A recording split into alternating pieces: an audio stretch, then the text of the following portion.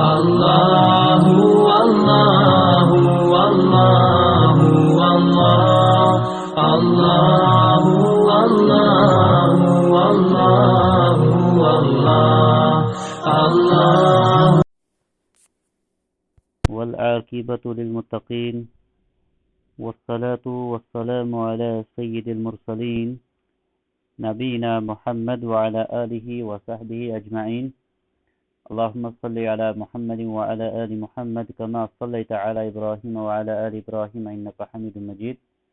اللهم بارك على محمد وعلى آل محمد كما باركت على إبراهيم وعلى آل إبراهيم إنك حميد مجيد. اللهم علمنا بما ينفعنا وانفعنا بما علمتنا إنك على كل شيء قدير. معزز مشارکین حضرات، گزشتہ درس کے اندر ہم انواع الغریب پڑھ رہے تھے، لیکن سب سے پہلے ہمارے ساتھی کو عبارت پڑھیں گے، اس کے بعد انشاءاللہ العزیز اس پر گفتگو ہوگی. بسم اللہ.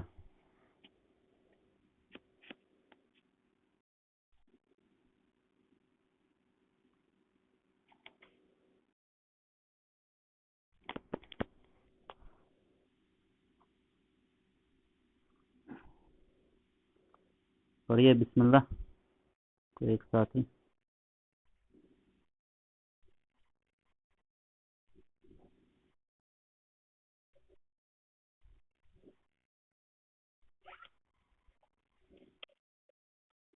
توفیق، ما اسمعک.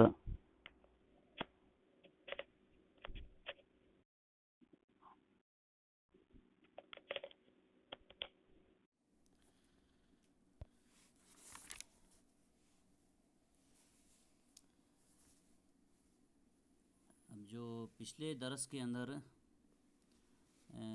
ہم جس بات کو پڑھ رہے تھے، سمجھنے کی کوشش کر رہے تھے، وہ فرد نسبی تھا. فرد نسبی اور فرد نسبی کے حوالے سے جو تعریف یہاں پر بتائی گئی تھی، یا جو بتایا گیا تھا کہ فرد نسبی کسے کہتے ہیں، سمیہ نسبیاً لکون التفرد فيه حصل بالنسبة إلى شخص معين وإن كان الحديث في نفسه مشهورا. اور یہاں پر سوال بھی آیا تھا پھر کہ اس کو نسبی اس وجہ سے کہا گیا کیونکہ اس میں جو تفرد واقع ہوا ہے وہ کسی خاص شخص پر ہوا ہے، اور اس کی بہت ساری اقسام ہیں. کبھی کبھار کوئی ایسی حدیث ہوتی ہے جس کے بارے میں اہل علم کہتے ہیں کہ اس حدیث میں تفرد به اہل الشام، تفرد به اہل مکہ، یا اسی قسم کے جو ہے موجود ہیں کتب احادیث کے اندر. اس قسم کی عبارات آپ کو ملیں گی. وَإِن كَانَ الْحَدِيثُ فِي نَفْسِهِ مَشْهُورًا، وہ حدیث اگرچہ فی نفسہ مشہور ہوگی. تو یہاں پر ہی جو ہے وہ سوالیہ نشان آیا تھا. سوال اس وجہ سے آیا تھا کہ یہ کیسے ممکن ہے کہ وہ غریب بھی ہے اور ساتھ ہی ساتھ وہ مشہور بھی ہے. اور اس حوالے سے جو میں کلام بھیجا تھا ملا قاری جنہوں نے شرح لکھی ہے نخبہ کی، تو اس کلام کو سمجھنے کی جو ہم کوشش کر رہے تھے وہ اس طریقے سے ہے. اس کی مثال اس طریقے سے میں آپ کو دے سکتا ہوں. کوئی حدیث امام مالک روایت کرتے ہیں نافع سے، اور نافع روایت کرتے ہیں ابن عمر سے، کوئی حدیث مثال کے طور پر. تو اس حدیث کو امام مالک کا کوئی ایک شاگرد اس سے روایت کرے گا. امام مالک سے اس کا کوئی ایک شاگرد تنہا رہ جائے گا جو امام مالک سے اس حدیث کو نقل کرنے والا ہوگا. اب جو حدیث نافع سے امام مالک نے نقل کی ہے، نافع کے اور بھی شاگرد ہوں گے، نافع کے اور بھی شاگرد ہو سکتے ہیں، اور بھی روات ہو سکتے ہیں جو امام مالک کے ساتھ یہ حدیث نقل کرتے ہوں گے. کس سے؟ نافع سے. لیکن اور ان کے بھی اپنے شاگرد ہوں گے، لیکن جو امام مالک والی روایت ہوگی اس میں جو امام مالک کا جو شاگرد ہے وہ اکیلا امام مالک سے حدیث کو نقل کرتا ہوگا. وہ امام مالک سے نقل کرنے والوں میں اکیلا پڑ جائے گا، اگرچہ امام مالک کے جو اقران تھے، دوسرے ساتھی تھے، ان سے روایت کرنے والوں کی تعداد بہت زیادہ ہوگی۔ جب کوئی امام کسی کتاب کے اندر اس حدیث کو اس سند سے نقل کرے گا تو یہاں پر بولیں گے کہ اس حدیث کو غریب، اور غریب فرد نسبی، فرد نسبی جو کہنے کی جو وجہ ہوگی وہ یہ ہوگی کہ یہ شخص معین جو ہے امام مالک سے تنہا رہ چکا ہے، اگرچہ دوسرے اسناد کے اعتبار سے، دوسرے سندوں کے اعتبار سے وہ حدیث مشہور ہوگی، دوسرے طرق کے اعتبار سے وہ حدیث اگر مشہور بھی ہوگی، لیکن جو امام مالک کا جو شاگرد تھا وہ اکیلا پڑ گیا تھا امام مالک سے روایت کرنے میں، اور اس وجہ سے اس کا نام پڑا ہے نسبی، اس وجہ سے۔ لیکن اور ساتھ میں آپ کو یہ سمجھنا ہے وَإِنْ كَانَ الْحَدِيثُ فِي نَفْسِهِ مشہور، اگرچہ وہ حدیث فی نفسی مشہور ہوگی، سب کا سب ایسا ہی نہیں ہوں گی، تمام کی تمام اقسام اسی طریقے کی نہیں ہوں گی، لیکن کوئی ایسا بھی پاسبل ہوگا کہ کسی حدیث کی جب آپ سند اور طرق دیکھو گے تو آپ کو دوسرے طرق بھی ملیں گے، آپ کو کہ کیسے ممکن ہے کہ یہ حدیث کیا ہے، غریب ہے، لیکن وہاں پر آپ غور کرو گے وہاں پر وہ شخص تنہا رہا ہوگا اپنے استاد سے حدیث نقل کرنے میں، اسی لیے اس غریب کی مختلف قسمیں اہل علم نے مثالوں کے ساتھ بیان کی ہیں۔ انشاءاللہ العزیز میں آپ کو وہ بھی بھیج دوں گا اس واٹس ایپ کے ذریعے سے، کچھ مثالیں اس حوالے سے کہ کوئی حدیث ہے جس کو خالی مکہ والوں نے روایت کیا ہوگا، صرف مکہ والوں نے، اور اہل علم نے لکھا ہے تفرد بہ اہل مکہ، اس حدیث کو روایت کرنے میں مکہ والے تنہا رہ گئے، مکہ والے۔ کہیں پر ایسا ہوگا کہ کوئی بستی والے یا کوئی علاقے والے کسی امام سے روایت کرنے میں تنہا رہی ہوگی، یعنی اس حدیث کو اس بستی کے علاوہ اس امام سے کسی اور نے روایت نہیں کیا ہوگا، تو یہ اس اعتبار سے اس کا نام جو ہے اطلاق پڑا ہے۔ امید ہے کہ انشاءاللہ العزیز آپ کو سمجھ آ چکی ہوگی۔ تو اس کے بعد آگے کہتے ہیں وَيَقِلُّ اطلاق الفردیت علیہ لأن الغریب والفرد مترادفان لغة واصطلاحا۔ دیکھیں عبارت میں بھی جہاں پر کوتاہی آپ کو محسوس ہوتی ہوگی جب آپ پڑھتے ہیں، تو وہاں پر میں اس لیے نہیں کہتا ہوں تاکہ وقت ہمارا زیادہ نہ جائے، تو اس کے بعد آپ دھیان رکھا کریں گے انشاءاللہ العزیز۔ وَيَقِلُّ اطلاق الفردیت علیہ لأن الغریب والفرد مترادفان لغة واصطلاحا، کہتا ہے جو فرد کا ہے اس کا اطلاق کم ہوتا ہے، لأن الغریب والفرد مترادفان لغة واصطلاحا، کیونکہ لغت اور اصطلاح کے اندر جو ہے ان کا معنی جو ہے وہ ہم معنی ہے، ہم معنی ہے، جو فرد کا اطلاق ہے اس پر کم ہوتا ہے، کس پر، غریب نسبی پر، فرد نسبی پر اس کا اطلاق کم ہوتا ہے۔ الا ان اہل الاصطلاح غیروا بینہما من حیث کثرۃ الاستعمال وقلتہ، اہل اصطلاح یعنی محدثین نے ان میں فرق کیا ہے، ان میں فرق کیا ہے کس اعتبار سے، کثرت اور قلت کے اعتبار سے، استعمال کرنے میں کثرت اور قلت میں جو انہوں نے فرق کیا ہے، کثرت استعمال اور قلت۔ فالفرد اکثر ما یطلقونہ علی الفرد مطلق، فرد کو جب وہ استعمال کریں گے نا کسی حدیث کے حکم میں، آپ نے دیکھا ہوگا فرد، تو وہاں پر آپ کو سمجھانا ہوگا یہ حدیث فرد مطلق ہے، یعنی اصل و سند میں غرابت پائی گئی ہے۔ والغریب اکثر ما یطلقونہ علی الفرد نسبی، اور جب غریب کا اطلاق ہوگا اکثر اس کا استعمال کب ہوتا ہے، جب حدیث کے اندر فرد نسبی یا غریب نسبی ہوگی،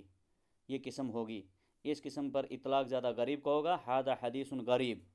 جب آپ یہ دیکھیں گے تو وہاں پر آپ کو سمجھنا ہوگا اس سے مراد فرد نسبی ہے، اس کی دوسری بھی سندیں ممکن ہو سکتی ہیں، ٹھیک ہے، البتہ اس سند کے ساتھ جو نقل کیا ہے اس امام نے یہ غریب ہے، کہیں پر راوی کوئی ہے اکیلا پڑ گیا ہے، اور مختلف اقسام ہے اس کی غریب کی، ان کو دیکھ کر آپ نے سمجھنا ہوگا۔ لیکن جب خالی فرد استعمال ہوگا تو فرد سے مراد آپ کو سمجھنا ہوگا کہ اس میں غرابت ہے کہاں پر، اصل و سند میں، یا صحابی اکیلا پڑ گیا نبی سے، یا پھر تابعی اکیلا پڑ گیا کس سے، صحابی سے، جیسے کہ آپ نے دیکھا تھا دو قول ہیں اس کے اندر، کہ فرد مطلق جو ہے، کیا ہم صحابی کے اکیلے پڑ جانے کو کیا کہہ سکتے ہیں کہ غریب حدیث ہے؟ بعض اہل علم کہتے ہیں کہ نہیں کہہ سکتے ہیں، کیونکہ صحابی جو ہے کلہم عدول، اور اس پر ایسا نہیں ہوگا، اور امام حافظ ابن حجر کی عبارت بھی جو ہے اسی بات کی طرف کہتے ہیں، وہ اشارہ کرتی ہے، اسی طرف اشارہ کرتی ہے، اگرچہ اس کا بعض اہل علم نے شرح کرنے والوں نے کہا نہیں جی حافظ ابن حجر کا ہرگز یہ مراد نہیں تھی، بلکہ صحابی بھی اگر اکیلا پڑ گیا اس کو بھی ہم فرد مطلق کہیں گے، فرد مطلق کہیں گے۔ وَهَذَا مِنْ حَيْثُ اطلاق الاسم علیہما، یہ کہتے ہیں تب فرق ہے استعمال کرنے میں جب وہ اسم کو استعمال کریں گے، کیونکہ الفرد والغریب کلاہما اسم، وَأَمَّا مِنْ حَيْثُ اسْتِعْمَالُهُمْ الْفِعْلَ الْمُشْتَقَ، لیکن جب اس اسم کی اصل جو فعل ہے جہاں سے نکلا ہے اگر وہاں سے دیکھیں گے اس کو استعمال کے اعتبار سے دیکھیں گے فلا یفرقون، تب فرق نہیں کرتے ہیں۔ یہاں پر آپ کو سمجھنا ہوگا جب وہ اسم کو استعمال کریں گے، جیسے فرد کہیں گے، کسی حدیث پر حکم لگے گا، حدیث فرد ہے،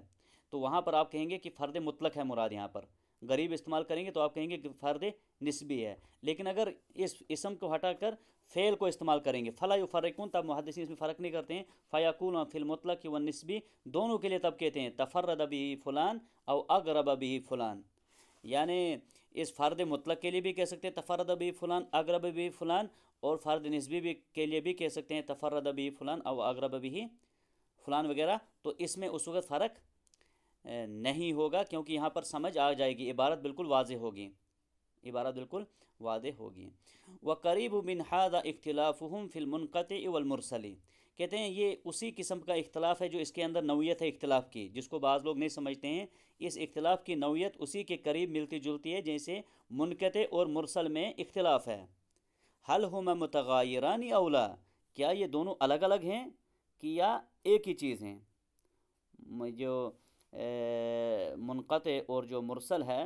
کیا وہ دونوں ایک ہی چیز ہیں کہ الگ الگ ہیں؟ فاکثر المحدثین علی التغایر، اکثر محدثین کہتے ہیں کہ یہ دونوں الگ الگ ہیں۔ اکثر محدثین کے نزدیک یہ دونوں جو ہیں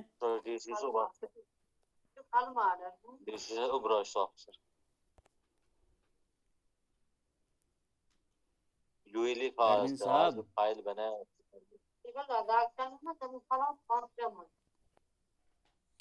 سعید، اللہ المستعان۔ تو اس میں یہ ایڈمن کی بڑی دقت ہے، مجھے لگتا ہے شاید یہ کھانا کھاتے ہیں، سو جاتے ہیں، یا پھر کوئی اور کام کر رہے ہیں، یہ بیچ میں نہیں ہونا چاہیے۔ فاکثر غلط کرتے ہو۔ فاکثر المحدثین علی التغایر، اکثر محدثین کہتے ہیں کہ یہ دونوں کے اندر فرق ہے، دونوں کو بیچ میں جو ہے فرق ہے، منقطع الگ ہے اور مرسل جو ہے وہ الگ ہے۔ لیکنہ عند اطلاق الاسم، لیکن اس وقت جب اسم استعمال کریں گے۔ وَأَمَّا عِنْدَ اسْتِعْمَالِ الْفِعْلِ الْمُشْتَقِّ فَيَسْتَعْمِلُونَ الْإِرْسَالَ فَقَطْ يَقُولُونَ أَرْسَلَهُ فُلَان، لیکن کہتے ہیں کہ جب حافظ ابن حجر کہتے ہیں کہ جب وہ استعمال اس میں فعل کو کریں گے، یعنی منقطع اور مرسل کے لیے جب وہ فعل استعمال کریں گے تو وہاں پر کیا ہوگا، وہاں پر فرق نہیں ہوگا۔ وہاں پر ارسلہ فلان جب کہیں گے نا، سواء کان مرسلا ذالک مرسلا او منقطعا، چاہے وہ حدیث مرسل ہو یا منقطع ہو۔ اور آپ کو معلوم ہوگا کہ مرسل کی تعریف کیا ہے، وہ حدیث جس میں ایسی حدیث میں تابع ڈائریکٹ رسول اللہ سے روایت کرے گا، تابع جو ہے صحابی کو چھوڑ کر ڈائریکٹ رسول اللہ سے روایت کرے گا، وہ مرسل ہے۔ اور منقطع کس حدیث کو کہتے ہیں کہ سند میں کہیں پر بھی کوئی راوی گر گیا ہو، چاہے وہ صحابی ہو، اس کے بعد ہو، مثال کوئی حدیث ہے وہاں پر بیچ میں تابع نہیں ہے، تابع ڈائریکٹ صحابی سے روایت کرتے ہیں، تو بیچ میں جو راوی گر گیا منقطع ہے۔ اگر کہیں پر بھی سند کے کسی بھی طبقے میں، یعنی محدث جب حدیث لکھتا ہے وہاں سے لے کر صحابی تک کہیں پر بھی اگر کوئی گر جاتا ہے، کوئی راوی رہ جاتا ہے، وہ حدیث منقطع کہلاتی ہے۔ تو لیکن جب ہم یہاں پر دیکھتے ہیں، حافظ ابن حجر کہتے ہیں کہ بہت سارے ایسے ہیں جو ان کے بیچ فرق نہیں کرتے ہیں، کیا یہ دونوں الگ ہیں کہ دونوں ہم معنی ہیں؟ تو محدثین کے نزدیک یہ دونوں الگ چیزیں ہیں، یہ دونوں الگ چیزیں ہیں، الا کہ جب وہ کہیں پر کسی محدث نے کسی حدیث کے حکم میں کہا ہوگا ارسلہ فلان، تو وہاں پر جو ہے سواء کان ذالک مرسلا او منقطعا، وہاں پر کوئی فرق نہیں ہوگا، وہاں پر یہ فرق نہیں ہوگا، بلکہ وہاں پر سیدھا وہ واضح ہوگا کہ یہاں پر جو ہے اس نے ارسال کیا ہے، مثال جہاں پر حکم ہوگا وہاں پر ارسال کیا ہے، چاہے وہ منقطع ہو یا مرسل ہو، دونوں کے لیے ایک ہی حکم ہوگا۔ ومن ثم، پس وہیں سے شروع ہو جاتا ہے، اطلق غیر واحد ممن لم يلاحظ موضع استعماله على كثير من المحدثين انهم لا يغيرون بين ذلك والمنقطع، یہاں سے یہ جو ہے قول آ جاتا ہے، واقع ہو جاتا ہے کسی کی طرف سے کہ وہ جب اس کی طرف غور و فکر نہیں کرتے ہیں استعمال کی طرف، کہ وہ سمجھتے ہیں شاید کہ محدثین نے جو ہے ان دو کی طرف جو ہے فرق، اکثر محدثین نے ان میں فرق نہیں کیا، کس میں، مرسل اور منقطع میں، ولیس کذالک، حالانکہ ایسا مسئلہ نہیں ہے۔ یعنی جب ارسلہ فلان کو جب انہوں نے دیکھا فعل کو استعمال کرتے ہوئے، फ़ेल को जब इस्तेमाल करते हुए देखा तो वहाँ पर फ़र्क नहीं था मुरसल और मुनक़ते में। तो वहाँ से बाज़ ने गैर वाहिदिन उसको ज़िक्र नहीं किया है हाफिज़ इब्न हजर ने। बाज़ ऐसे आए हैं जिन्होंने कहा है यहाँ पर कि अक्सर मुहद्दिसीन जो है मुनक़ते और मुरसल में फ़र्क नहीं करते हैं। हालांकि हाफिज़ इब्न हजर कहते हैं कि वलैसा कज़ालिक, हालांकि मसला ऐसा नहीं है, लिमा हर्ररनाहु, जैसा कि हमने ऊपर तहरीर किया। और आपको भी इंशाअल्लाह वल अज़ीज़ समझ आ गया होगा जो मैं आपको बता रहा हूँ। जैसे फ़र्द मुतलक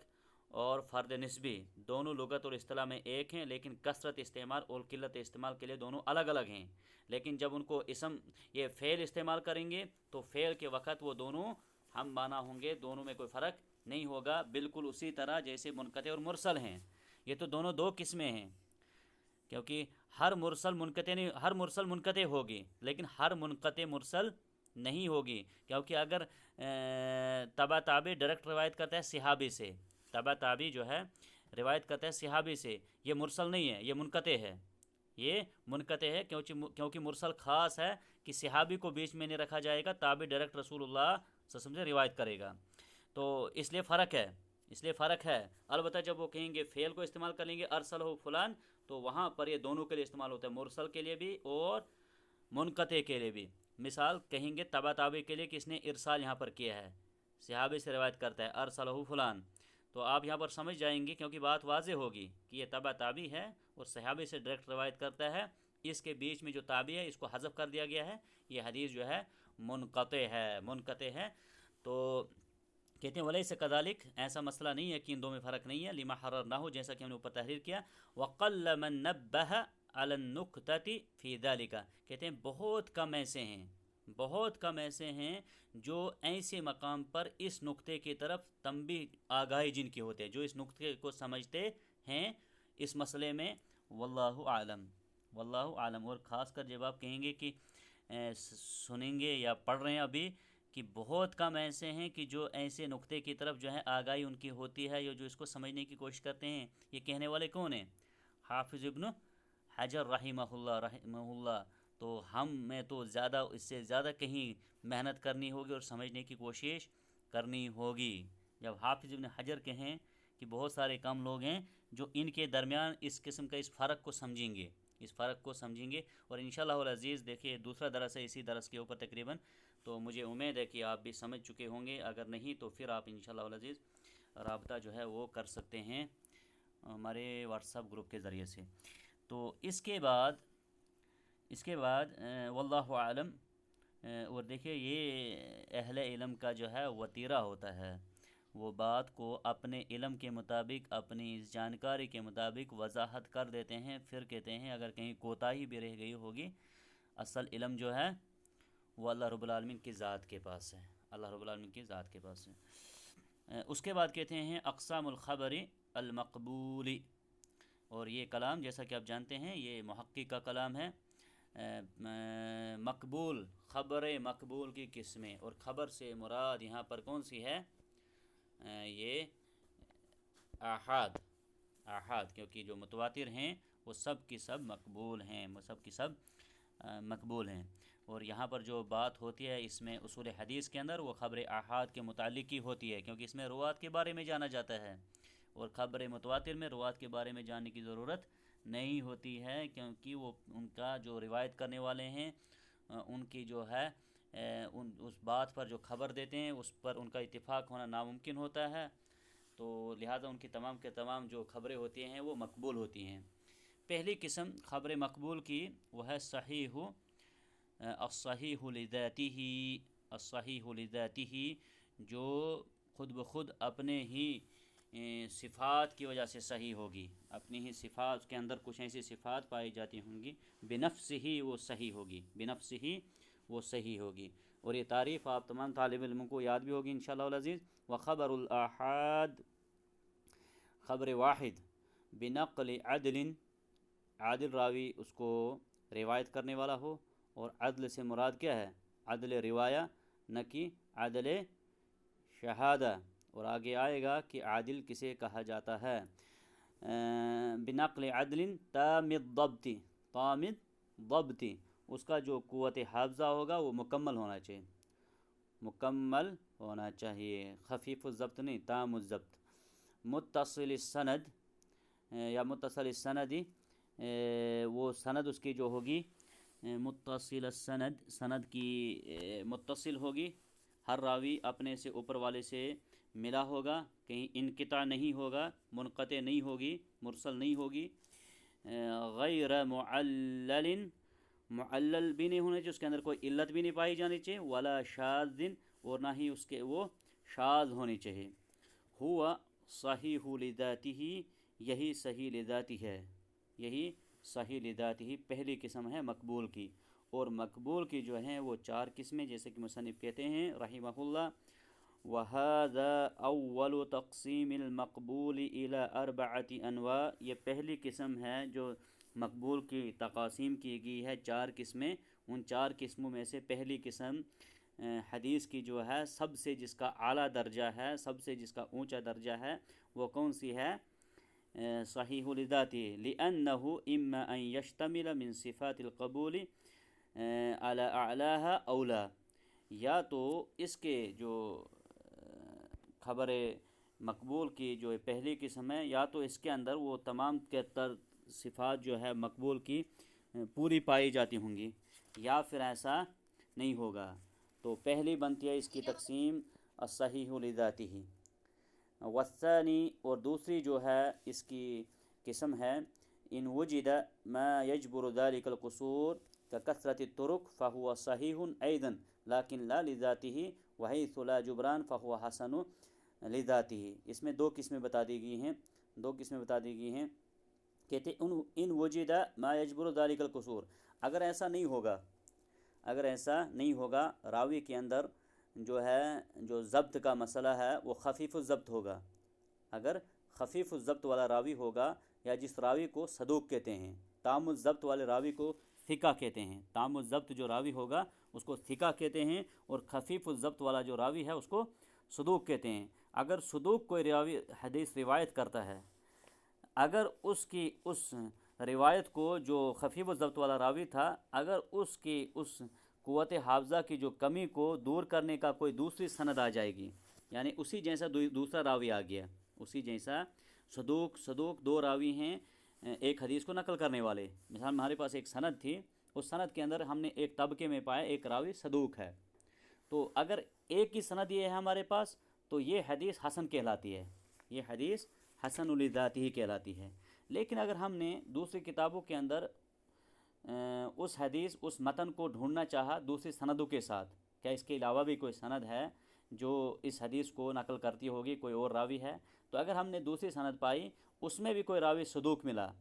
تو اس صدوق اور اس صدوق کے ملنے سے یہ حدیث جو ہے پہلے سے زیادہ درجے میں بلند ہو جائے گی، صحیح بن جائے گی، لیکن صحیح لذات ہی نہیں بلکہ صحیح لغیرہ ہی، کیونکہ جو قصور تھا صدوق راوی کا وہ دوسرے صدوق کے آنے سے جو ہے وہ زائل ہو گیا، ختم ہو گیا، اب وہ درجہ جو ہے اونچا ہو گیا، تو پھر وہ حدیث بن جائے گی صحیح کا کثرت طرق کہتے ہیں بہت ساری سندوں کے ساتھ، فہو صحیح ایضاً لیکن لا لذاتہ،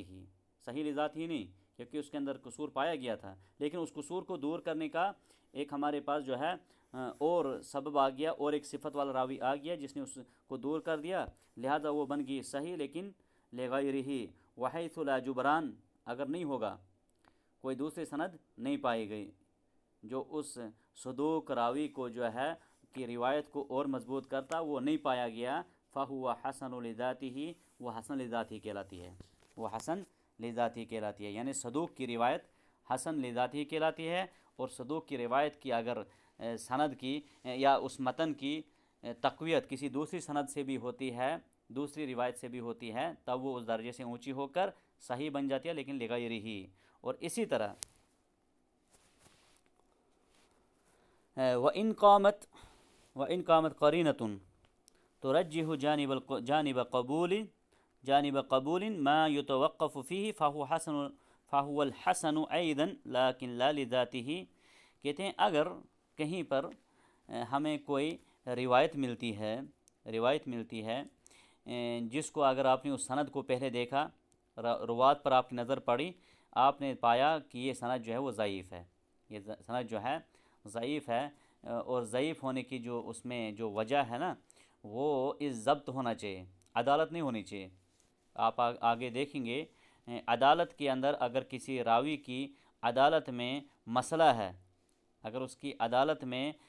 کلام ہے اہل علم کا، تو پھر اس کی حدیث جو ہے اوپر نہیں جاتی ہے،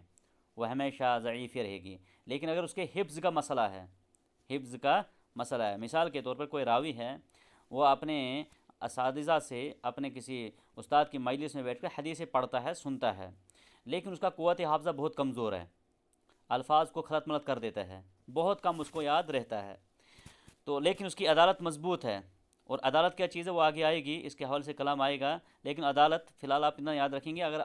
راوی عادل ہے لیکن قوت حافظہ اس کا کمزور ہے، تو اس کی روایت فوراً نہیں لی جاتی ہے، اس کی روایت کو پیش کیا جاتا ہے کہ اس کے اقران کون تھے، یا اس حدیث کو کہیں اور جگہوں پر بھی کیا روایت کیا گیا ہے۔ اگر اس راوی کی جو عادل تھا لیکن ضعیف تھا، اس کا قوت حافظہ کمزور تھا، اگر اسی کی اس جو حدیث وہ نقل کرتا ہوگا، اسی الفاظوں کو، اسی متن کو دوسری جگہ پر بھی ہمیں کوئی ایسا راوی ملتا ہے جو اس حدیث کو نقل کرتا ہوگا، وہ بھی ثقہ نہیں ہے، صدوق نہیں ہے، سیء الحفظ ہے، قوت حافظہ اس کی بھی کمزوری ہے، اور ایسی احادیث پائی جاتی ہیں، کتب احادیث کے اندر ان کی مثالیں موجود ہیں کہ راوی جو ہے اس کا قوت حافظہ کمزور ہے، لیکن وہ مختلف سندوں کے ساتھ حدیث ہمیں ملتی ہے، مختلف سندوں کے ساتھ وہ حدیث ہمیں ملتی ہے، تو وہ اس وقت وہ حدیث اس کو جو ہے نا، جو قبول کا پہلو ہے، قبول کا، حدیث کو مقبول ہونے کا جو پہلو ہے، جانب ہے، وہ مضبوط ہو جائے گا۔ اگر فی الحال اکیلا ہے تب تو وہ وہاں پر چپ رہنا، ہمیں اس کو حدیث کو نہیں لینا ہے، لیکن جب ہمیں دوسری سند مل جاتی ہے جو اس کے اس قبول ہونے کے روایت کو لینے کی، جو اس سے ہم لیں گے اس روایت کو قبول ہونے کے لیے اس کی تقویت دیتی ہے، تو وہ حدیث حسن کہلاتی ہے، لیکن لذاتہ ہی نہیں بلکہ لغیرہ وقدم الکلام علی الصحیح لذاتہ لعلو رتبتہ، کہتے ہیں ہم نے الصحیح لذاتہ کو سب سے پہلے اس لیے لیا کیونکہ اس کا جو مرتبہ ہے وہ اونچا ہے، یہ جو مرتبہ اس کا ہے وہ اونچا ہے۔ اور دیکھیے یہ تقاسیم پڑھنے کی بھی جو احادیث کے تقاسیم کو ہم پڑھتے ہیں، اس سے ہمیں تو ایک تو یہ پتہ چلتا ہے احادیث کا مرتبہ، اور کہیں مرتبہ اس کا فائدہ پڑھنے کا یہ ملتا ہے ہمیں، اگر کہیں صحیح لذاتہ سے حسن والی حدیث ظاہری طور پر ہمیں اگر ٹکراؤ ملتا ہے، تو وہاں پر جو ہے صحیح لذاتہ کو ترجیح دی جاتی ہے، راجح قرار دیا جاتا ہے، یا اس روایت کو محفوظ کہا جاتا ہے، اور جو صدوق کی روایت ہے اس کو کیا کہا جائے گا، شاذ کہا جائے گا۔ یہ بھی ایک فائدہ اس کو پڑھنے کا ہے۔ واللہ تعالی اعلم بالصواب، وصلی اللہ علی نبینا وعلی آلہ وصحبہ اجمعین۔